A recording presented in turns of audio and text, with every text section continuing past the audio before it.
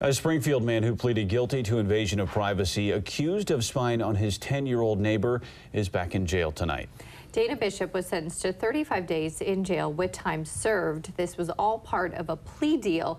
Today, the victim's mother confronted Bishop at his sentencing hearing. Here's more on what played out in the courtroom.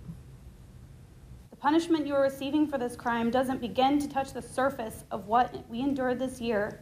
Crystal Stutzman, the victim's mother, addressed the court, and not once did Dana Bishop turn around.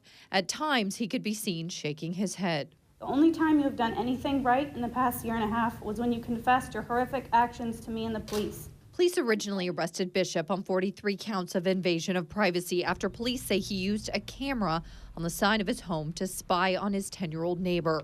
KEZI obtained 2 letters Bishop allegedly wrote to the girl, which outline his infatuation with her. In one of the letters, Bishop talks about seeing the girl in her room partially dressed and having a dream of marrying a virgin.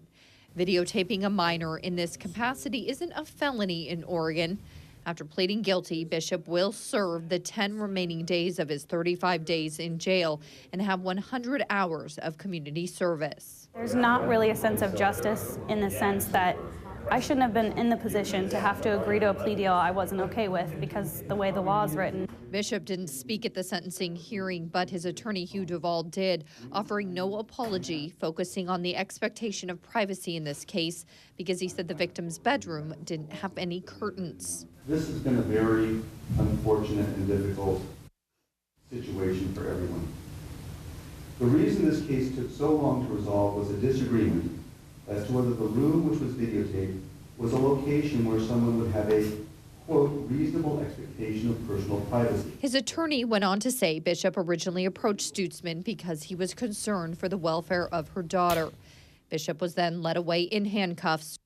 And now Stutzman says she'll focus on changing the laws. I am certainly going to do everything within my power to make sure the victims in these types of crimes get to see the proper justice served and that the perpetrators of these crimes, like you, aren't given more protections than innocent children.